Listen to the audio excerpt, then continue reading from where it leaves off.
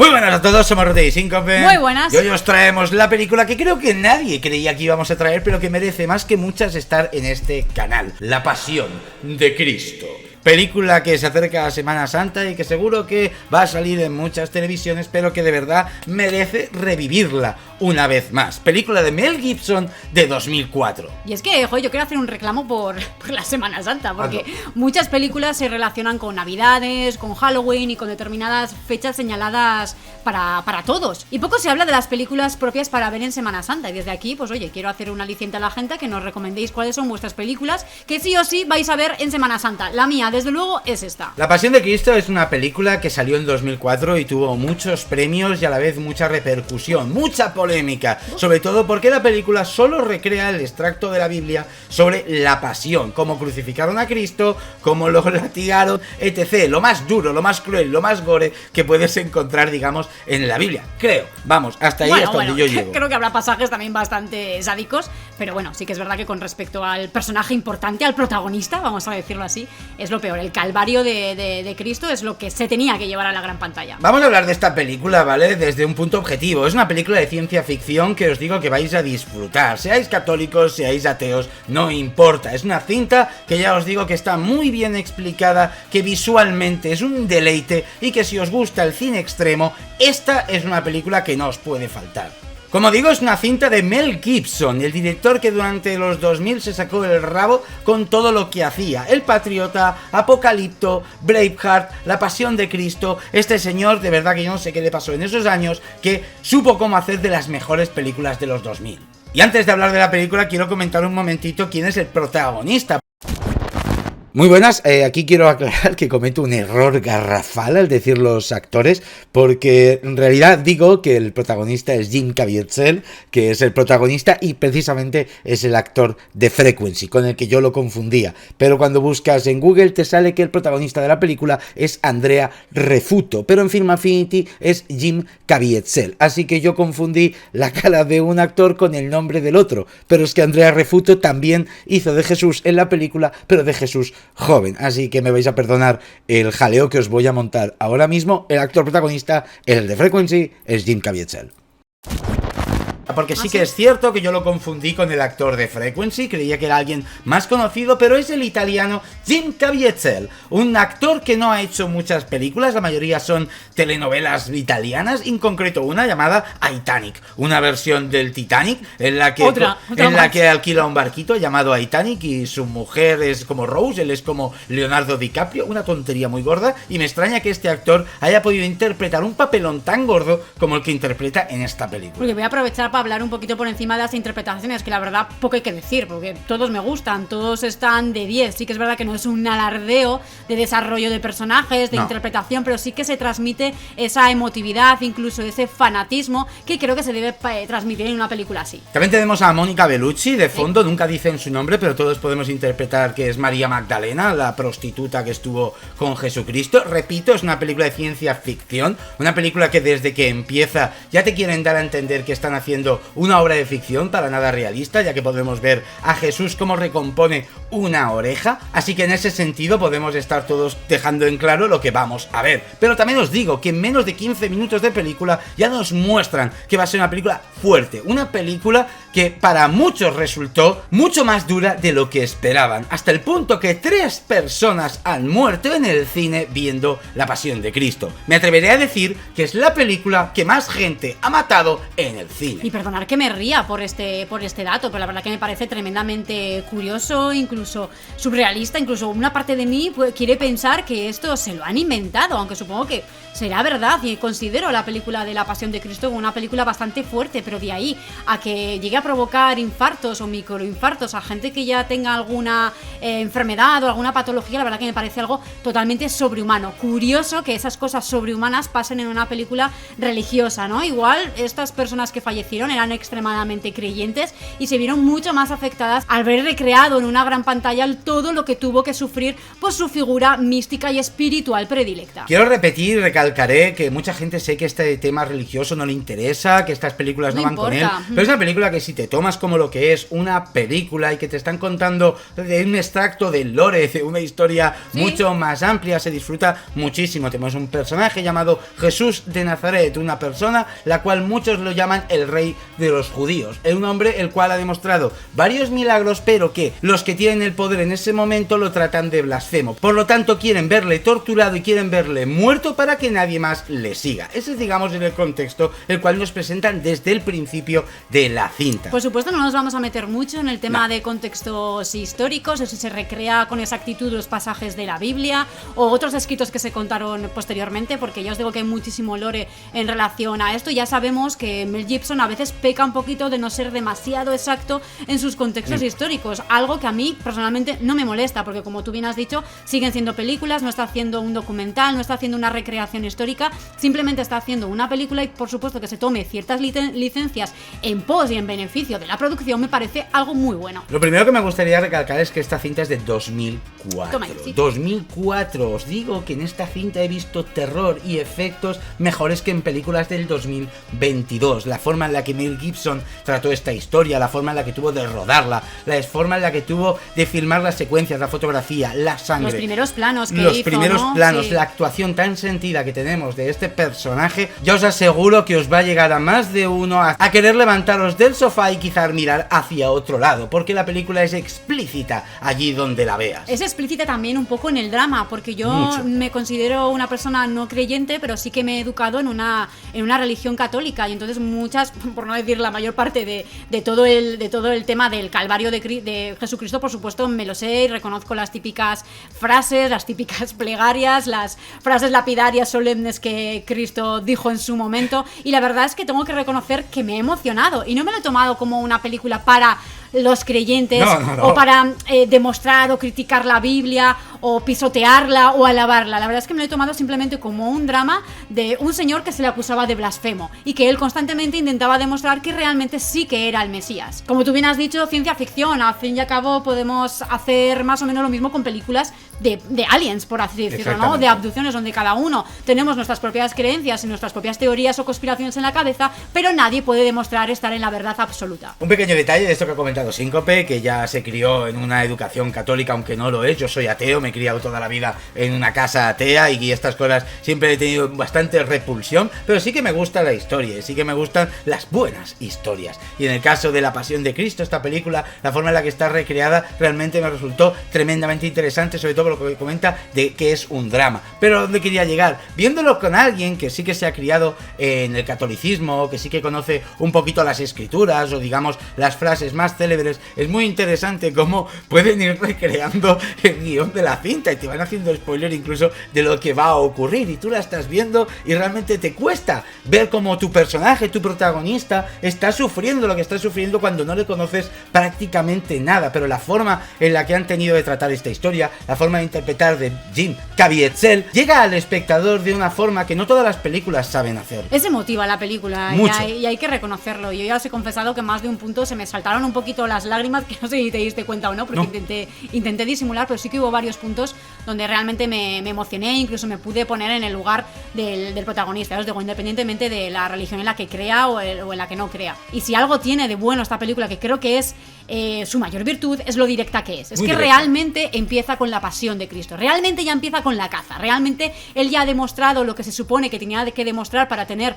sus seguidores y para también ganarse a sus propios enemigos que le quieren hacer caza y acusarle. Así que esa forma de hacerlo tan directo, que realmente se llame la pasión de Cristo y que sea totalmente el Calvario de Cristo, me encanta. Pero después de hablar un poquito esta parte más objetiva, por decirlo así, vamos a meternos un poco de lleno en la peli, sobre todo en las escenas gores, en las torturas, o incluso también me gustaría hablar un poco de los personajes secundarios que van saliendo por ahí, personajes que algunos yo no recordaba y que me han parecido tremendamente interesantes. La película, para meternos en contexto de cómo hemos llegado a esa situación, utilizará el flashback, utilizará pequeños flashbacks muy cortitos de 1 minuto cada uno para mostrarte un poquito quién es este señor, cómo era carpintero, cómo era su vida cotidiana cotidiana, cómo hablaba con sus apóstoles, con sus súbditos, cómo él creía realmente de lo que hablaba y cómo sabía incluso lo que le iba a ocurrir. Pero en el momento en que vemos las torturas, que sé que es lo que más gente nos interesa, me gustaría hablar de los latigazos. Una escena tremendamente cruel, una escena muy bien rodada donde no solo veremos el sadismo de esos romanos, cómo empiezan a latigarlo con unos látigos normales, sino que luego utilizarán uno que es como de puntas, de cuchillas, para rasgar directamente la piel. Y la escena no está hecha con morbo, sí que nos mostrarán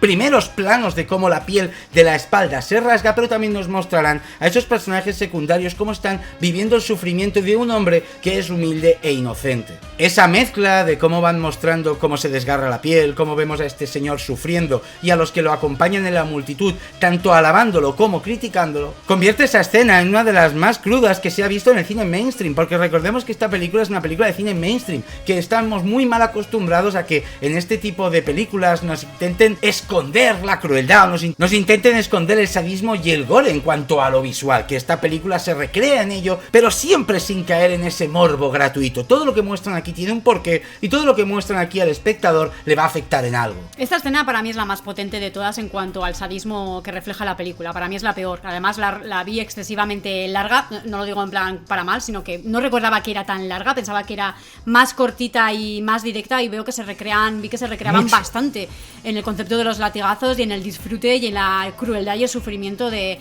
Jesús, y la verdad que me gustó mucho y me impactó bastante esta escena. Y algo curioso es que a los 5 minutos o 15 minutos de la película Jesús ya está hecho una mierda, y me percaté, dije, joder, pero si acaban de o no han empezado y ya está hecho una mierda. De 2 horas de peli, ¿Cómo va a soportar absolutamente todo lo que le hacen? Y creo que esa es la parte más potente también de la película, ¿no? Ese superpoder que parece que le dan a este personaje para sobrevivir y para aguantar absolutamente todo el sufrimiento, estando consciente porque es el destino y el camino que su padre ha elegido por él. Esa parte religiosa también está muy bien reflejada y me ha gustado verlo en la película. Sé que cuando hice la publicación de La Pasión de Cristo, mucha gente comentaba sobre un personaje secundario que no habla y que aparece en pequeñas escenas de la cinta, y es el diablo. Mucha gente me ha comentado que es la mejor recreación del diablo que ha visto jamás en el cine, y es curioso porque simplemente es un hombre encapuchado de negro que pasea por allí, mirando cómo están torturando a este hombre y esperando, entendemos, la tentación de que quiera que paren de hacer eso, que confiese que en realidad no es el hijo de Dios, y poder el diablo arrebatarlo y cogerlo en su seno. Un personaje que Mel Gibson supo como en pequeñas escenas y solo en pequeños planos paseando darle una fuerza increíble para la historia que nos están contando. Por supuesto, también este personaje participa en una de mis secuencias favoritas, que es el momento donde Jesús ya ha muerto, resucita y tiene que descender a los infiernos para llegar al reino de los cielos, ¿no? Ese pasaje, esa escena vista en plano cenital, donde entendemos que Jesucristo ha pasado de largo del inframundo, dejando al diablo intentando atraparle, y como con rabia de que no se ha quedado con Jesús, sino que Jesús se ha mantenido firme y ha logrado ascender con su padre, que era en principio el propósito que tenía en la vida. Uno de los planos más largos, o una de las secuencias más largas de la película, es la que Jesús tiene que arrastrar esa cruz hasta el monte para crucificarlo. Vemos como los otros dos que van a crucificar solo llevan un trocito de madera, pero en cambio él debe arrastrar una cruz entera, una cruz que lleva con el hombro dislocado y con todos los latigazos que hemos visto previos, además de cómo le han colocado una corona de espinas que, como os digo, la película no reparará en gastos. Veremos precisamente cómo se la colocan, cómo se le van clavando las espinas en la sien, y cómo este hombre con un ojo prácticamente caído y el otro ojo muy abierto, que impacta mucho a la vista, ya que le han puesto como un filtro amarillo, como un color muy extraño que hace que el espectador esté muy pendiente todo el rato ojos, sí, de esa mirada, hace que el sufrimiento y la pasión que siente este hombre mientras arrastra la cruz y se desploma como 15 veces hasta que consigue llegar a ese monte, hace que no sepas si estás viendo una película de drama o un torture porn realmente. Totalmente curioso, me ha encantado en esa secuencia, que también es de mis favoritas, esa subida de la cruz. Me ha encantado el personaje de Simón, increíble, personaje que no recordaba para nada, que me ha parecido tremendamente importante y tremendamente emocionante su incursión de la nada en la película. Me ha encantado ese detalle de la Biblia, si lo reflejan, que supongo que sí, yo no lo tenía presente, no lo recordaba, ya os digo que me ha encantado verlo. Podremos ver incluso cómo le clavan los clavos en las manos y en los pies, escena que también está muy bien hecha, muy dolorosa, pero bueno, incluso... lo más doloroso yo creo que es cuando le dan la vuelta para realmente comprobar que que está bien clavado, ¿no? Cosas muy sencillas como darle la vuelta a la cruz y que todo el mundo que está alrededor esté gritando, llorando y ver cómo este hombre sigue con esa cara de angustia, esa cara de confundido, de todo lo que le debe estar doliendo y que aún así siga gritando perdónalos padre, porque no saben lo que están haciendo. Mítica frase, ¿no? Sí, icónica, claro, yo no la conocía. Icónica frase que sí o sí debería estar. Como muchos de los otros detalles que se van mostrando a lo largo de la película, tanto el latigazo que le dejará al aire las costillas al principio, como ese puñal que le clavan una vez muerto y que también hace ese chorreo de sangre típico y reflejado también en muchos de los crucifijos y imágenes representativas de Cristo, como la corona de espinas, obviamente, y como la palabra INRI, que es la reducción de las siglas de la frase que le ponen cuando le van a crucificar. Así como la aparición de la sábana santa, del sudario, del rostro de Cristo impregnado en esa sábana o en esa toalla. Tengo que decir que yo sí que es cierto que veía la película y me sonaban muchos nombres, pero yo no estoy contextualizado en el lore de toda esta historia. Sale Barrabás, sale Poncio Pilato, María Magdalena, sale la propia Madre de Jesús María, Juan el Apóstol, Pedro, sale mucha Judas, gente, por supuesto. Sale Judas, sale muchos personajes que los que no estamos metidos en el mundo religioso o que no hemos estudiado estos temas no conocemos, pero sí que nos sonarán los nombres. Pero al margen de eso, como película, los personajes los vas viendo y entiendes la profundidad de un poco lo que está sucediendo en pantalla, que eso es lo que creo que Mel Gibson supo mejor hacer en la cinta. Como entiendes que ese señor que lo ha traicionado por 30 monedas era alguien que era un devoto de él, un amigo, un hombre cercano, un hombre que le juró lealtad, un discípulo y que en contexto de la época lo ha traicionado. Ya os digo que no hace falta tener conocimientos cristianos o religiosos para entender la pasión de Cristo, sino simplemente disfrutarla como un fragmento de una historia más larga en la cual han querido reducirlo, digamos, a este momento tortuoso. Voy a decir algo que quizá aquí alguno me crucifica, irónicamente, y es que esta cinta me ha recordado muchísimo a Mártires. Creo que el amigo Pascal Lagrène no solo se inspiró, obviamente, en la Biblia y en los pasajes bíblicos para escribir Mártires, sino que creo que también se inspiró muchísimo en la representación que hizo Mel Gibson en esta película. Hay muchos planos muy parecidos, tanto de Ana cuando la han desollado y mira hacia arriba, que en el momento que sabe que va a morir, una escena muy parecida a la que vemos a este Jesús también cuando descubre ese momento en el que su alma se ha ido del cuerpo y muere por fin. Me ha recordado mucho los planos, la forma de mostrar la tortura, la forma de mostrar la crueldad humana, me ha recordado muchos paralelismos a Mártires de Pascal Lagrène. Está claro, y es que al final Jesucristo es el mártir por excelencia. Por eso. Entonces, obviamente, la verdad que Mártir se inspirara un poco, que cogiera ciertas referencias a niveles de imágenes de esta película. De esta película en concreto, sí, claro. La verdad que a mí también me recordó, pues me parece algo muy acertado. Voy a acabar por mi parte ya esta pequeña reseña de la Pasión de Cristo con mi momento favorito, el momento que quizás más me ha emocionado de todos y a algunos igual os sorprende, y es el momento donde ya Jesús está crucificado y se dirige hacia su Padre, esta vez con un puntito de debilidad, como poniendo en duda todo lo que ha pasado y todo el propósito de su destino, diciéndole aquellas famosas también frases de ¿por qué, Padre, me has abandonado? Único momento donde creo que Jesús realmente sí que pone en duda la existencia de su Creador, la existencia de su propósito en la vida. Como diciéndole a Dios, si no es suficiente con todo el martirio ya que ha sufrido, que por favor le deje simplemente morir ya. Creo que ese pequeño punto es el reflejo de la humanidad que tenía Jesucristo, y por eso ese es el momento donde Dios parece que reacciona, se enfada, genera esa tormenta y se lleva al que supuestamente es su hijo al reino de los cielos. Ese punto de humanidad y de pecado que sí que hacía falta para que Dios realmente creyese que esa era la representación de los hombres y el rey de los hombres. Ese es mi momento favorito de toda la película y quizás también de toda mi educación católica a lo largo de todos estos años. Yo quiero hacer una mención especial al final, en el momento en que la película acaba, porque esta película acaba con esa cueva en donde sepultan a Jesús con una piedra y vemos como la sábana donde él estaba el cuerpo va haciéndose cada vez, va como vaciándose, y podemos ver como un hombre desnudo se levanta y en un primer plano vemos un agujero en la mano, un estigma. Esta escena, aunque me ha gustado mucho, yo desde aquí creo que Mel Gibson podría haberla puesto de escena postcréditos, porque era una escena muy postcréditos, del plan, continuará la Pasión de Cristo 2. Pero todo el mundo sabe que resucita, ¿no? Pero da igual, pero yo como esta película me la he tomado como una película de una aventura, de una película de ciencia ficción, una película que te cuenta una historia de un señor y ya está, no una película bíblica, me hubiera gustado, pues me hubiera dado esa sensación al espectador de, como yo busco las escenas post-créditos ya arruinado, ¿no? De cómo ¡hostia, que está vivo, que está vivo! La Pasión de Cristo 2, ¿cuándo, ¿sabes?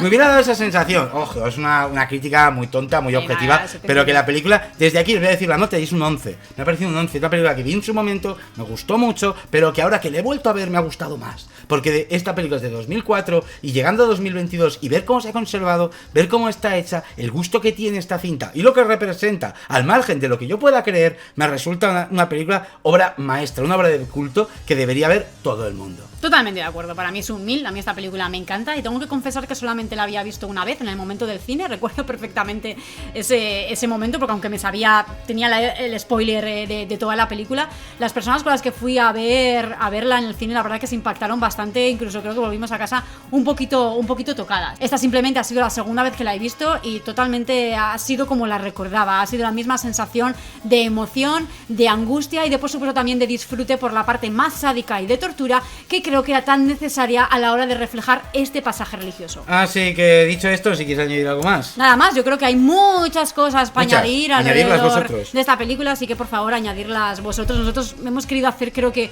un vídeo más centrado en nuestra opinión y en cómo hemos sentido la película y cómo ha envejecido, que no tanto de todas las curiosidades o de todo el tema que puede haber detrás del rodaje, del contexto histórico, de lo que la Biblia dice, de lo que dicen otros libros, de lo que dicen nuestros pasajes, de lo que se demostró, de lo que no, de lo que creo, de lo que no creo. Creo que lo suyo es más hacer un vídeo de opinión, así que todo lo que queráis comentar vosotros sobre este tipo de datos, hacerlo tranquilamente en la caja de comentarios. Así que en el nombre del Instant, del gaming, de los descuentos y del sorteo, link en la descripción.